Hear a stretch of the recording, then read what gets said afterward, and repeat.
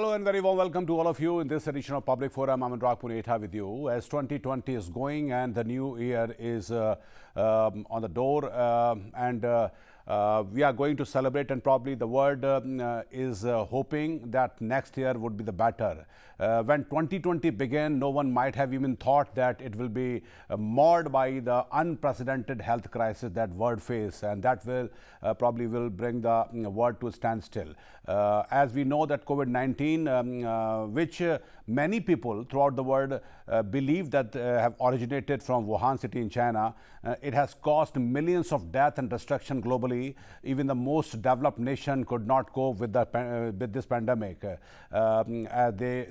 somehow dealt and fought with the ventilators and medicines and many other things. Diplomatic relations of the countries like India faced crisis as well. In fact, the country like India understood that the multilateral cooperation is the need of the hour to come to grave with the problem. In fact, Prime Minister Modi did not take a single trip for the first time since 2014 when he came to the power during this period, and India posed for the resurrection of the old multilateral forums like SAARC and NAM as well to coordinate regional cooperation and chart out about the plans to contain the pandemic. India's foreign policy has found new ways to engage the world through a lot of virtual summits as well.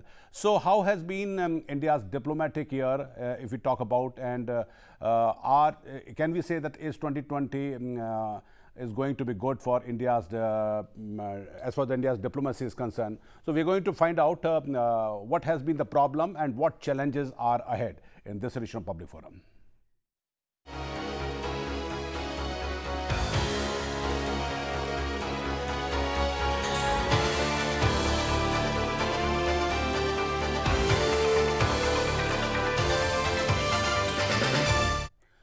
To talk in detail, I've been joined by former ambassador and diplomat, Mr. Neeraj Srivastava. Very welcome to the show, Mr. Srivastava. Appreciate that you have joined. And Dr. Shriram Cholia, international affairs expert, has also joined me. Very welcome to the show, Dr. Shriram Cholia. Mr. Neeraj, I would begin with you. As 2020 is going, and a lot of people are hoping and expecting that probably, this bad phase will get over very soon. But as far as the diplomacy is concerned, how do you like to describe the entire year, especially since last 8 or 9 months, that India faced the challenges from countries like China, from Pakistan, or in totality, if I ask you? Well, as far as diplomacy is concerned, I think it was a diplomatically successful year for India, because India strengthened its relations with the United States. India signed the last remaining agreement, for promoting military cooperation. I think it was the basic agreement with the United States. Yeah. Mr. Mike Pompeo and the Defense Secretary, they came to Delhi and signed it with our External Affairs Minister. Yeah. That was one thing. The second thing was Quad, for the Japan, Australia, India, and the United States. Yeah. I think the Quad, for the first time, it kind of solidified, and it took part in the Malabar exercises. For Australia, it was the first time to take part in the Malabar exercises. So these are two very important developments. The third important development is that India was able to successfully stop China, both militarily and diplomatically, from hurting its interests. Militarily, India stopped China by occupying the Kailash range on the night of 29th August, which changed the whole scenario, the strategic scenario in the region.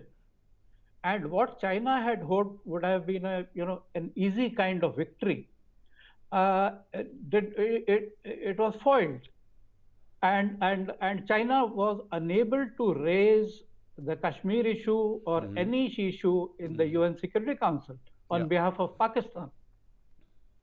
So this is the third important development. And finally, I would say that in a relative sense, I would say that the image of China has nosedived in the world Yeah. because China, first of all, the pandemic was produced in China in Wuhan, and second of all, the worst thing that they did was that while they took steps to control it at home, Yeah. they deliberately let it spread around the world. And this was, how did they do it? They stopped all the internal flights once they found out that this virus had affected people. But while stopping the internal flights in China, they let the external flights go ahead as if nothing had happened. Yeah. And that is how, there was a carnage, the bloodbath in countries like Italy, United States, Britain. Yeah. Yeah. And their image has, uh, the world has lost confidence in China. That is my considered assessment. Okay. Dr. Cholia, your assessment about this India, especially March onwards, then how India dealt with Yes. the kind of challenges that came in front of the India, especially when the India and the entire world was dealing with this pandemic. I mean, the medical emergency was the priority. China started this standoff in Ladakh. Then in May, this in Galwan Valley, that was a bloody conflict also took place. So, how do you like to describe this entire year since last 8 or 9 months, as far as India's diplomacy is concerned?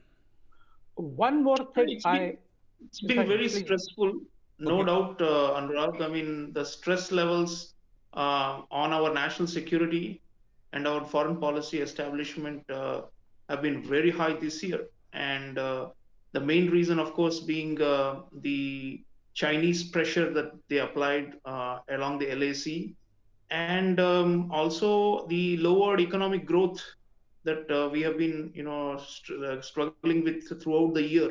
So that naturally, put some brakes on initiatives that we may have wanted to take. But nonetheless, given the circumstances and the global crisis, India was not spared from what is actually became a global crisis. I think we did fairly well. I agree with the ambassador that we came out successful in these very trying times. And couple of milestones that stand out for me for 2020 in our diplomacy, Anurag. One is we won by overwhelming margin the non-permanent seat to the UN Security Council. This time we managed 184 votes out of 193. Yeah. So this was a phenomenal achievement. We are about to now January 2021. We are going to be in the Security Council for 2 years.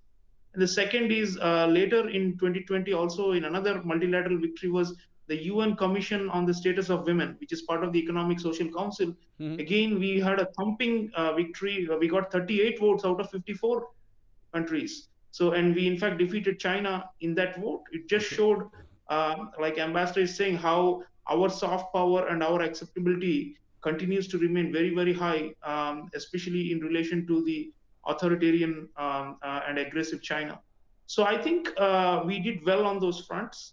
Um, there is also one more element in the apart from the quad, something that we did right this year was I think Dr. Jaishankar and Prime Minister Modi have been wooing the Europeans to come into the Indo-Pacific in a big way. And this year, one of our successes has been to convince the Europeans to adopt their what they call the new Indo-Pacific outlook.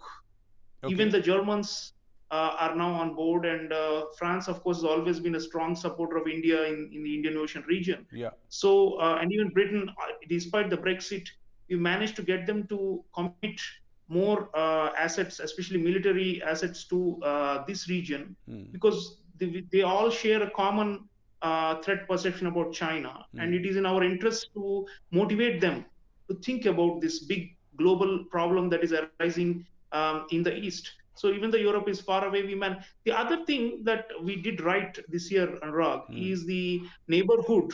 The BBI and the Bangladesh, Bhutan, India, Nepal.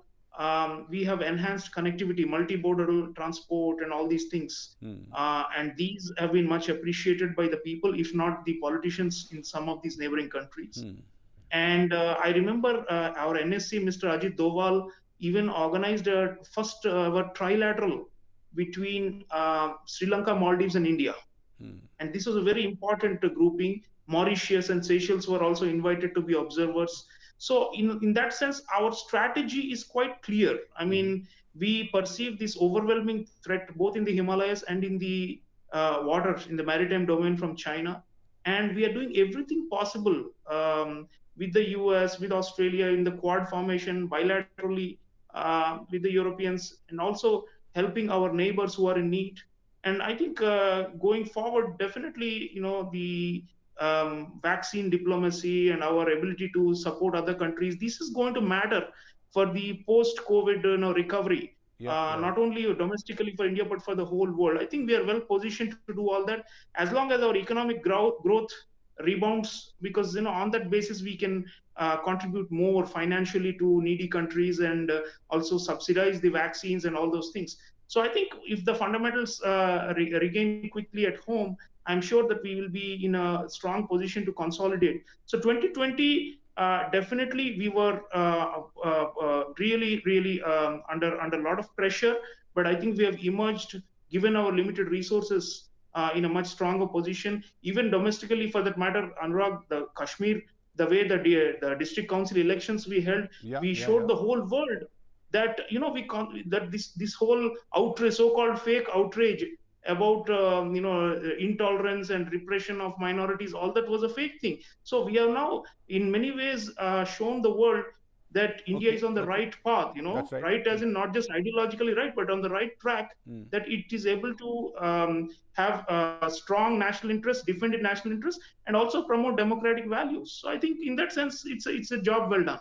Okay, Ambassador Srivastava, you rightly said that despite some this medical headwinds that India somehow managed to seal this deal, I mean this defense deal with the US, and we also have been able to solidify the Quad platform as well. But don't you think that somehow the world is still grappling to, I mean, with this pandemic, with COVID-19, and the entire world, including India, is on the verge of developing this probably the effective vaccine. But this new strain might cause another problem, economically as well or diplomatically as well. So, are we in a position to judge? I mean, the negatives of that what might happen if this very serious and dangerous new strains creates a havoc? Anurag, from what I have read so far, including in today's newspapers, the medical experts are of the opinion that the vaccines which are being developed for COVID, they will take care of the new strain also. And Okay. this is from very credible, authorities. So I am personally not worried about the efficacy as such of, I'm not worried about the whether the vaccine will be able to take care of COVID. What I'm worried about is that it should not spread too much in India, because it spreads very fast. So that is, so I am not unduly worried, and our authorities are taking every possible step to trace those people who had come from Britain, in the last few weeks, and to take appropriate steps. But another point I would like to mention, very important from India's foreign policy point of view, and that point is that on 15th of July this year, the Galwan incident took place, where the Chinese killed 20 of our soldiers. And from credible sources, I think we killed at least twice that number from the China side. But more important than that was that it completely changed our China policy, which we had been following since 1988. And in 1988, Rajiv Gandhi went to Beijing, and he made an agreement with Deng Xiaoping that we keep the boundary issue on the back burner and develop relations in other sectors. Okay. And we agreed in good faith. The Chinese were not acting in good faith. They were acting in bad faith because they did not they did not make any progress on the boundary issue at all. Whereas we went on giving them concessions after concessions after concessions. And this policy came to an end on 15th of July, and the price we had to pay was in blood. The blood of those brave 20 soldiers who died in Galwan. Yeah. But today, if you read Mr. Jaishankar's statement, the India's China policy is exactly the opposite of what Rajiv Gandhi had agreed with Deng Xiaoping. Yeah, that's right. Today, India's policy is that if there is anything on the border, it will affect our relations. And secondly, if there is no progress on the border, there will be no progress in other relations. So now, personally, I think we are following a far more realistic policy with China, because this is a country which acts in bad faith. And it took. My regret is that it took us so long, and it took us the lives of those 20 soldiers to change our policy. We should have done it 20 years ago. Yeah, that's there right. were all the signs. If you see how China reacted after our nuclear tests, if you see how China reacted during the CTBT negotiations, if you see how China made the claim on Arunachal Pradesh in 2006. So in that way, can I ask you that have we been naive, little immature, or I mean, we could not understand the double standard, let's say, that all the ploy of the Chinese? Well, Anurag, I have been in the foreign ministry, and I was one of those voices which have questioned the our China policy throughout my career. Okay. So we should have done this 20 years ago. We should have changed the policy after the Shakti tests, when we found out how China reacted. It did it tried to do every kind of damage to India's interests. That's right. Now, we did not change our policy even after that. What were we waiting for? Yeah. Very true. We were naive. So the short answer to your question is that we were naive. We were naive, yeah. Dr. Cholia, I mean, you talked about that the Indian policy, I mean, Indian diplomacy's the good work throughout the year. But despite these green shots, don't you think that the challenge is still there? The danger is not over. I mean, Chinese are buying the East European countries with the checkbook diplomacy. And China is still posing a threat to India, not only in Himalayas, but Indian Ocean region as well. In fact, yesterday or day before yesterday, Indian Air Chief also somehow cautioned nation as well that the Chinese Air Force is amassing the great weaponry in Himalayas as well. And China is using Pakistan as a pawn to enter into Afghanistan if US leaves Afghanistan as well. So I mean, the China is not going to go away from in this region, and probably is not indicating to leave the place, leave this standoff. So the challenge is still there, the danger is still there. Yes, very much so. I think 2021 and beyond, I expect the Chinese to become more confrontational. I mean, because they have a very authoritarian regime which is centered around one man now, Xi Jinping. And that kind of regime, for it to remain and for him to consolidate power or possibly to extend power, he needs this kind of ultra nationalism. So China is on that trip. I mean, right now they're saying, look at by the end of 2020, we are the only major economy that has got some growth, 1.8% GDP growth. Our model is superior to the Western model. We are overtaking the US. That is the narrative that they are peddling. And that generates the momentum for more military aggression and aggrandizement. So yes, no question about it. Once the snows melt in the Himalayas, we should be prepared. I mean, right now it's almost becoming like a Siacinization. These parts of Eastern Ladakh, we have to permanently position troops. We cannot believe any assurance of disengagement or de-escalation by the Chinese, because they can come back there, any of these positions. So we will not vacate the strategic heights that we have captured.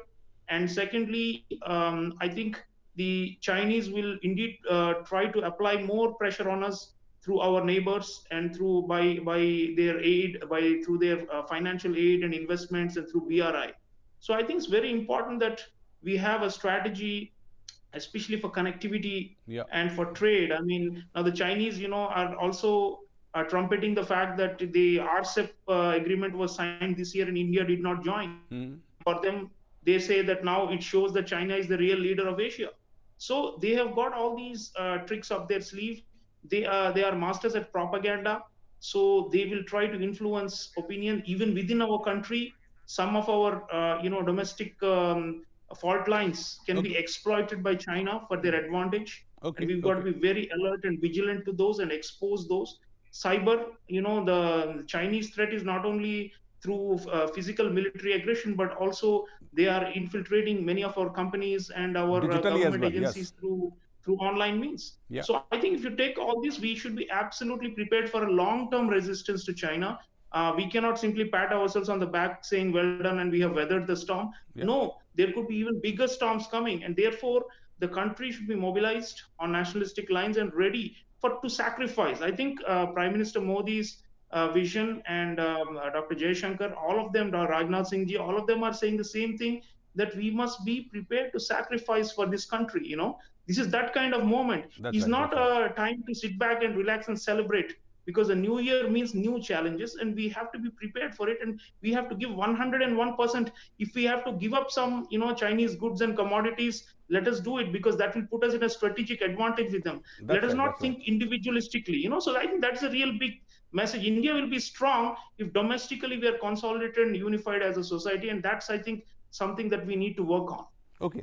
I still remember that Dr. Jaishankar's life has not been very, very easy. I mean, since 2019, when he became the External Affairs Minister, I mean, when India took the two very important steps, repealing the Article 370 in Kashmir, or implementing the CAA.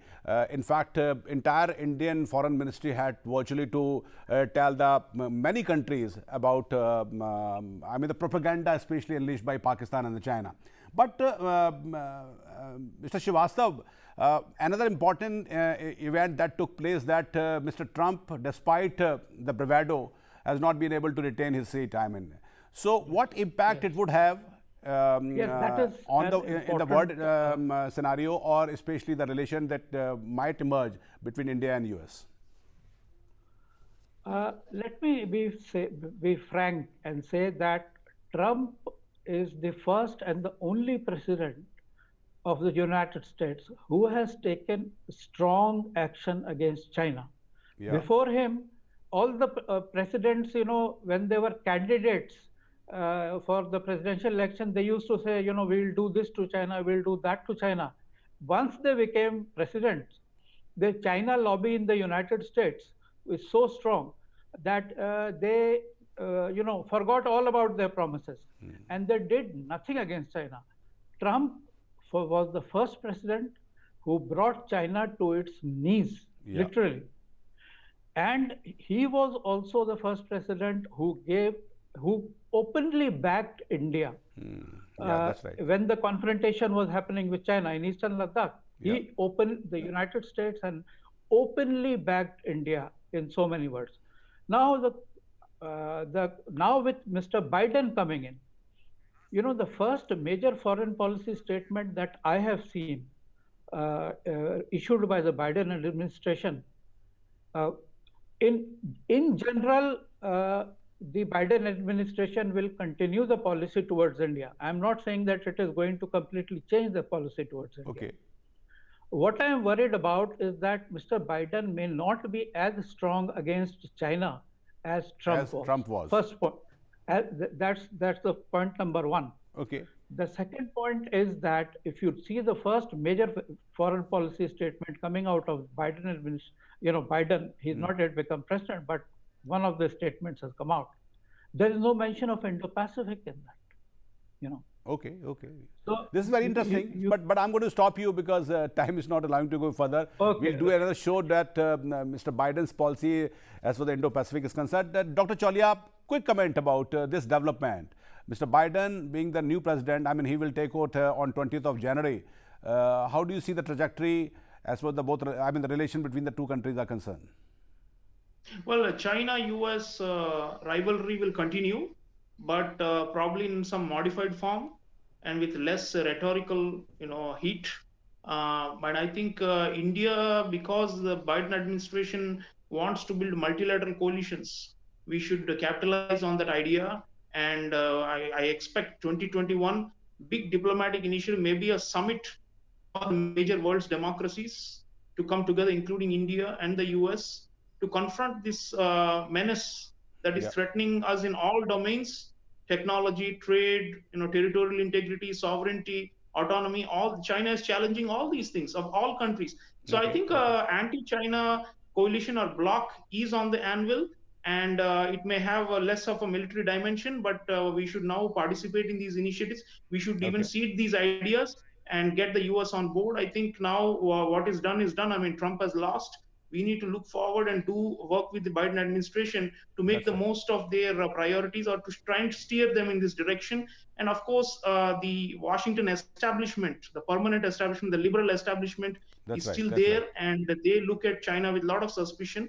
So we should play up those things. I mean, we should not be absolutely diffident about these matters. We should not say it is none of our business as to That's what right. That's happens right. between the two great powers. The relation between the two great powers has a direct impact on our security. So I think we should be playing that card much more craftily in this coming year. Very, very craftily and sagaciously said. Okay, I mean, rightly said, Dr. Cholia, that what has been done has been done. I mean, we have to look forward, and 2021 will bring a lot of hope as well. And despite some of the problems, this pandemic problem, India has been able to achieve many things. As Mr. Neeraj Srivastava also said, that India somehow sealed that defense deal with the US, and India has been able to solidify the Quad forum as well against the China.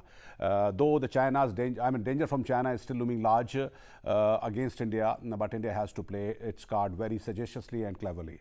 Thank you very much, Mr. Neeraj Srivastava, for joining me, and thank you very much, Dr. Cholia, for joining me and talking to me. That's all we have in this initial public forum. Thank you very much for watching.